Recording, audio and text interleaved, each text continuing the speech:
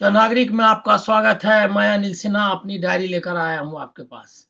आज बात करेंगे इज़राइल, फिलिस्तीन मतलब इज़राइल के बारे में नहीं, फिलिस्तीनियों के बारे में बात करेंगे। गाज़ा पट्टी और जो बाकी जगह है, उस पर हमारा जो हमारे यहाँ जिस तरह से चल रहा है, मतलब हमने एक ऐसे मुद्दे पर जिस पर हम सब दिन साथ रहे हैं। दूसरा है क्या है कि वो अभी तक का जो ह्यूमैनिटेरियन क्राइसिस जिसको आप कहते हैं कि मानवता पर संकट जिस जो आप कहेंगे उसको अगर कहें तो वो मानवता पर संकट है। बच्चों की सबसे ज़्यादा मौत हुई है, औरतों की मौत हुई है और इज़राइल दावा कर रहा है कि हम हमास को खत्म कर रहे हैं। पहले भी ये मतलब ये इंटरनेशनल कानून है, अंतर्राष्ट्रीय युद्ध का जो कानून है, उसमें आप बच्चे, बूढ़े या सिविलियंस मतलब जो आम नागरिक हैं, उस पर गलती से अगर हो जाए हमला तो ठीक है, मतलब गलती से अगर मर गए लोग तो अलग बात है, लेकिन आप जानबूझकर और नहीं मारेंगे या दूसरा है कि ऐसा कुछ नहीं करेंगे जिससे उनका नुकसान हो, इसका आपको ध्यान रखना है। वॉर क्रिमिनल्स मतलब उनको अंतर्राष्ट्रीय कानून के तहत युद्ध अपराध के लिए दोषी ठहराया जा सकता है। और यही नहीं, बल्कि इसमें ये भी है कि युद्ध में अगर आपका जो दुश्मन है, उसके साथ भी आपका बर्ताव मतलब जो सैनिक है, उसके साथ भी बर्ताव के नियम बने हुए हैं। मतलब ये नहीं है क्या कि आप मतलब बर्बरता जिसको कहते हैं कि मानवता के खिलाफ जाकर के आप को युद्ध नहीं लड़ना है। ये अंतर्राष्ट्रीय कानून है और इसके दायरे बने हुए हैं। ये लेकिन और इसके बारे में बार-बार यूनाइटेड नेशंस ने इस चेतावनी दी है। यूनाइटेड नेशंस के महासचिव ने इसके बारे में स्टेटमेंट दिया है। कई आपको मालूम है, उसमें डिटेल में नहीं जाऊँगा। कई प्रस्ताव इस बारे में हुए हैं, पारित हो चुके हैं कि आप गाज़ा पट्टी में या जो फिलिस्तीनियों के साथ उन आप मत करिए, मतलब मानवता के खिलाफ कोई काम या उन सिविलियंस को टारगेट मत करिए। ये एक विश्व जनमत है। मैं दूसरी बात एक उसमें जोड़ना आपको जो बताना चाहता हूँ, इस पर कि हमारा मीडिया सोचता नहीं है और ये तो गोदी मीडिया है, इसके बाद ये कभी सोचेगा भी नहीं। लेकिन आपको सोचना है एक राष्ट्र के रूप में, एक सभ्यता के रूप में, जो भारतीय सभ्यता जिसका कि हम ढोल पीटते हैं और डंका जो बजाया जाता है, वो किस तरह का है आप उसको मैं रेखांकित करना चाहता हूँ। उसके बारे में आपको बताना चाहता हूँ कि पूरी दुनिया में सरकारों ने, जैसे अमेरिकी सरकार ने इज़राइल के पक्ष में सब कुछ किया है, उनको पूरा मदद कर रही है। यूनाइटेड नेशंस में भी उनके खिलाफ प्रस्ताव को रोकने का काम करती है।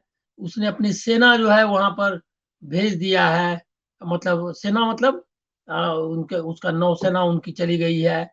ये सारा कुछ किया हुआ है, मतलब उनका मिलिट्री अलायंस है, पॉलिटिकल अलायंस है, स्ट्रेटेजिक अलायंस है हर तरह से।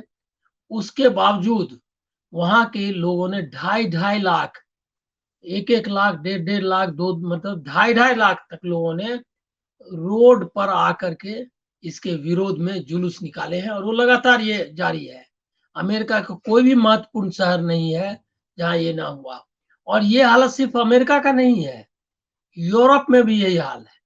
यूरोप में फ्रांस, जर्मनी, इंग्लैंड, बाकी भी जो मुल्क हैं, सब जगह लोग खड़े हुए हैं कि मानवता के खिलाफ जो कुछ चल रहा है गाज़ा पट्टी में हमास को खत्म करने के नाम पर इज़राइल जो कर रहा है, उसका मैं हम लोग उसके खिलाफ हैं। और इसने ये तो हद पार कर दी इन्होंने। जो बच्चे, बूढ़े और औरत पर जो हो रहा है वो तो है ही। अस्पताल मतलब रोगियों को भी इन्होंने नहीं छोड़ा है। कोई भी मेजर हॉस्पिटल ऐसा नहीं है जिस पर कि अटैक नहीं हुआ है, जिसको घेरा नहीं उन्होंने, जिस पर कि एक मतलब बमबारी करने की कोशिश ना हुई हो। ये है, बाजार उनके नष्ट कर दिए। एक तो पहले से ही उनको उनकी जिंदगी जो है सो मुहाल थी। उनका उनके उनको इज़राइल ने उनके मतलब कब्जा कर रखा है वहाँ पे।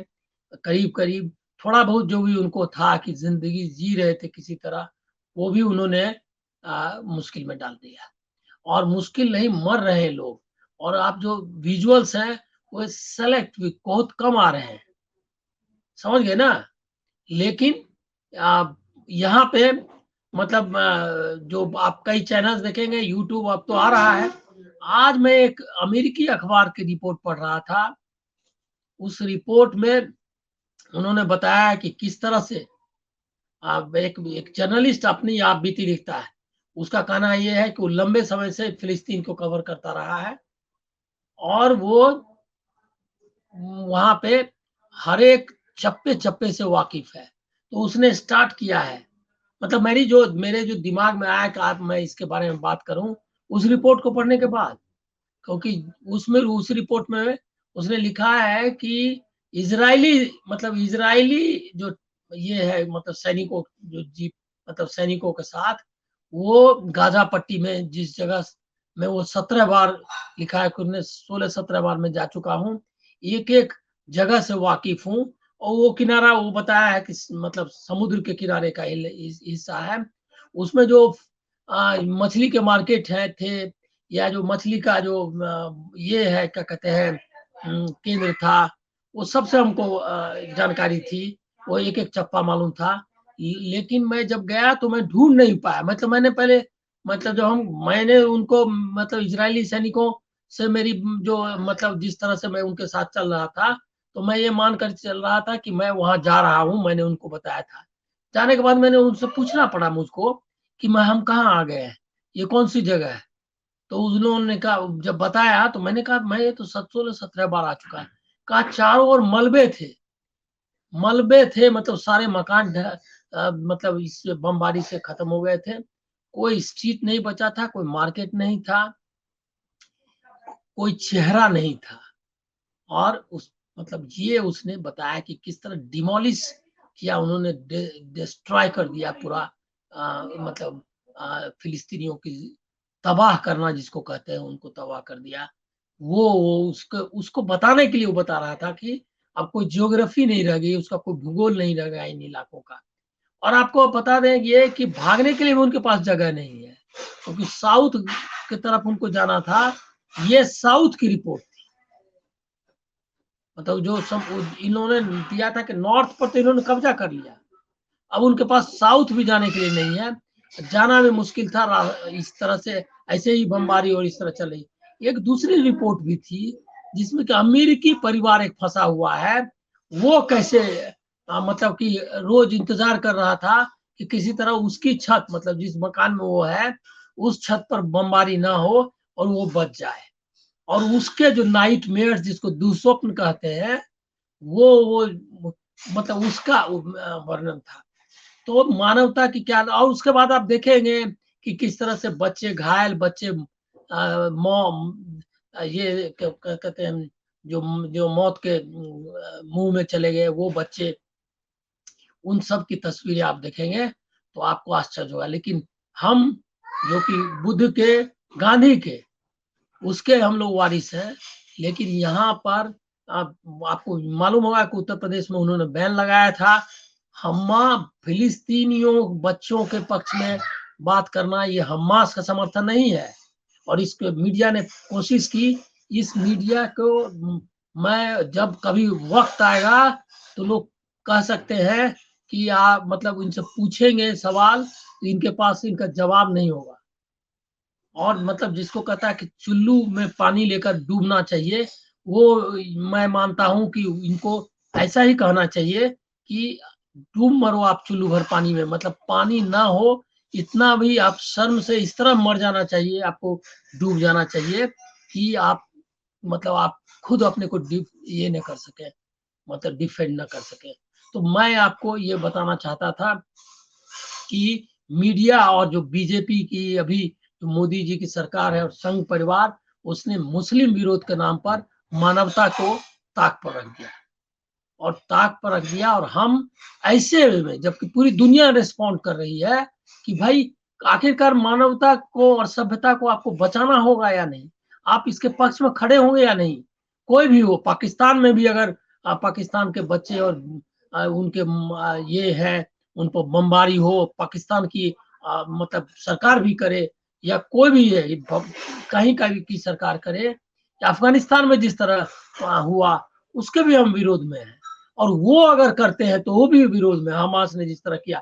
लेकिन आपको एक और बात बता दें कि हमास के नाम पर वो फिलिस्तीनियों को, अगर एक तो आप 2-3 बातें बस करके मैं खत्म करूंगा आपको, कि आप बताते हैं कि दुनिया में मोसाद जो है, जो उनकी स्पाइंग एजेंसी है, वो सबसे बेहतरीन है दुनिया में, और गाजा में तो उन्होंने पूरा सर्विलेंस किया हुआ है, रखा हुआ है, पूरा मतलब कंट्रोल में उनके, और तब उनको ये पता नहीं है कि कहाँ किस बिल्डिंग में हमास है और बच्चे बूढ़ों को मार रहे हैं।